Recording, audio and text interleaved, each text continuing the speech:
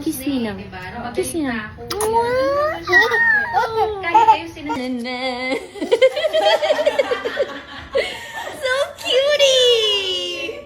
Nagkaroon na nga ng reunion ang Becky na sina Angelica Panganiban, Bella Padilla at Kim Chiu. Narito ang caption ni Chinita Princess herself, Kim Chiu. Bonding is long overdue.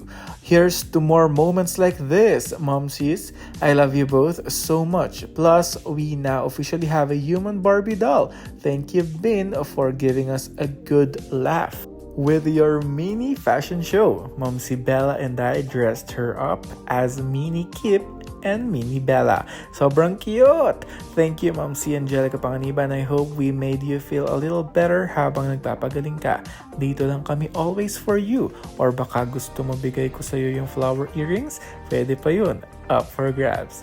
He also had fun shopping with you, Momsi Bells, over iced coffee. Hashtag ang Becky for life. Habang itong si Bella Padilla nag-caption din sa kanyang post. Hashtag ang Becky Bean reunion. So we dressed Bin as me and as Kimi. Parang nag-enjoy naman siya.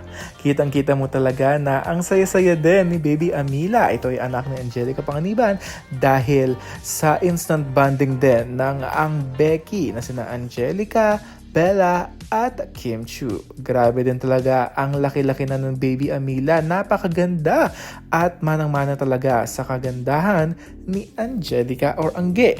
Narito ang mga pictures na ibinahagi ng tatlong ito sa kanilang mga IG account at sa mga stories nila.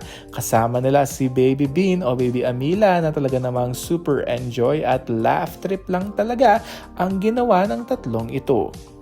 Sadyang napakahirap maghanap ng totoong kaibigan sa showbiz industry, hindi ba? Pero ang tatlong ito, nahanap nila ang isa't isa at sabi nga nila, hashtag ang Becky for life.